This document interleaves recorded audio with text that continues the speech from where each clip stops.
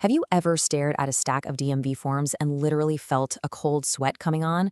Whether you're moving your whole life across state lines or you just scored an awesome deal on a car outside your home state, getting an out-of-state vehicle registered in New York can feel incredibly overwhelming. But don't worry, you are in the right place. Welcome to this explainer. Today, our only goal is to completely simplify and demystify the New York DMV so you can get your car legally on the road headache-free. Look, if you just relocated to the Empire State, or even if you're a current resident who bought a car across state lines, you're instantly thrown into a web of pretty strict bureaucratic rules. The paperwork, proving who you are, the tax forms, it is a lot to take in. And as we all know, a single missing document basically guarantees that dreaded second trip back to the DMV. Here's the most crucial thing to know right off the bat. The clock is already ticking.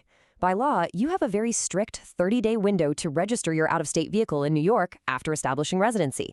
If you brush off this deadline, well, you're looking at statutory fines, law enforcement citations, and potentially even getting your vehicle impounded. So no, you definitely can't just ride around on those out-of-state plates indefinitely. To help you navigate this, we've built a survival guide. We'll quickly cover the 30-day window, the super strict New York insurance rule, gathering your essential documents, fees and submission options, inspections and special cases, and wrap up with some final tips and a quick disclaimer. All right, Section 1, the 30-day window and your registration roadmap. Let's jump right in.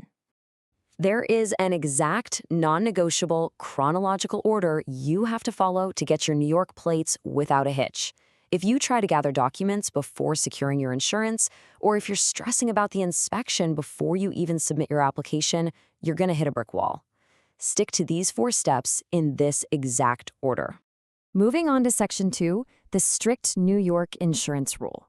This is all about avoiding the very first major trap new residents fall into. This one actually catches a lot of people off guard. New York has a really strict non-recognition policy, meaning your out-of-state liability coverage, it is never accepted, period.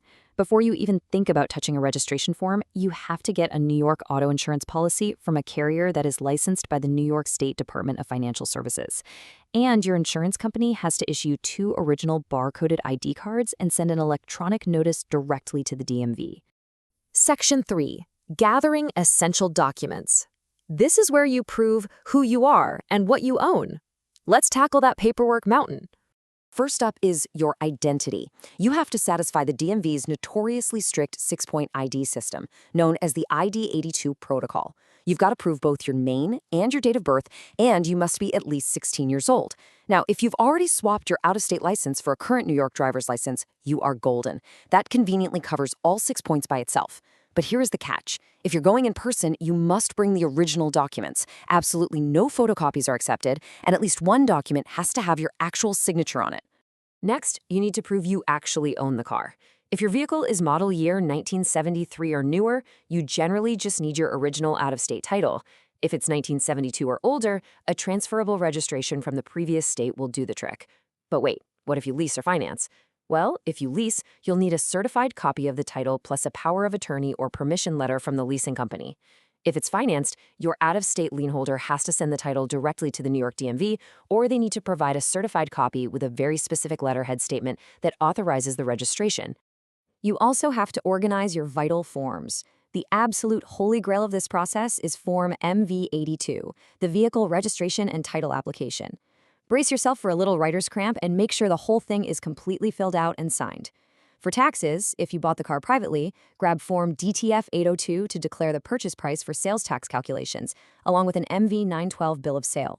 Oh, and don't forget to fill out the odometer and damage disclosure statements. Okay, Section 4, fees and submission options. It's time to pay the piper and actually get those plates. Let's see what this is going to cost. So let's talk money. Everyone pays a flat $50 title fee, but your actual registration fee? That varies, because it's calculated based on the exact weight of your specific vehicle. And then there's the sales and use tax. If you bought the car out of state and didn't pay tax, or maybe you paid less than York's rate, you're going to owe the difference based on whatever your local New York County rate happens to be. Now, you have 2 main options to submit all this. Going to a local motor vehicle office in person is definitely the most direct route. You bring your original documents, they process everything right in front of you, and you literally walk out with your new New York plates in hand. Your other option is submitting by mail.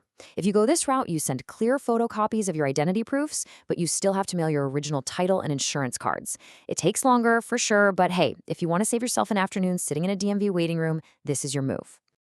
Section 5. Inspections and Special Cases. The final hurdle. You might have your New York plates bolted on, but you aren't entirely done just yet. Every single registered vehicle in New York must pass a safety and emissions inspection. Now, if you moved here from a state that gave you a physical inspection sticker for your windshield, New York actually honors it until it expires, or for up to 1 year, whichever comes first. But if your old state didn't use physical stickers, there is 0 grace period. You have to request a 10-day time extension sticker, that's Form VS-1077, when you register, slap it on your windshield, and get that car inspected within 10 days. Finally, Section 6, Final Tips and Disclaimer. Let's make sure you keep your record clean and avoid any accidental penalties down the road. Please pay very close attention to this pitfall alert if you ever move out of New York in the future, or if you sell the car. You absolutely must surrender your physical license plates back to the DMV before you cancel your New York insurance policy. If you cancel the insurance first, it triggers an immediate administrative lapse. The DMV will suspend your registration and potentially even your driver's license, which is a total nightmare that can haunt you even after you've moved to a new state. So remember the golden rule. Always surrender your plates first, cancel insurance second. And as we wrap up this explainer, just keep our standard professional disclaimer in mind. State bureaucratic rules, fee structures, and even form numbers can and do shift over time. While we've given you a comprehensive operational guide today, you should always double-check the latest information directly with the New York DMV or your local county clerk's office before you make your trip. So, are you ready to tackle the DMV and get your car on the road? Armed with this guide, you are totally prepared to conquer the New York DMV. You know exactly what insurance you need, what documents to grab, and how to handle the fees and the inspections. But looking at all this mandatory paperwork, it really does make you wonder. In an era of instant global communication and supercomputers in our pockets, why on earth do our state motor vehicle departments still operate completely in the dark from one another? Thanks so much for joining me for this explainer, and safe travels out there.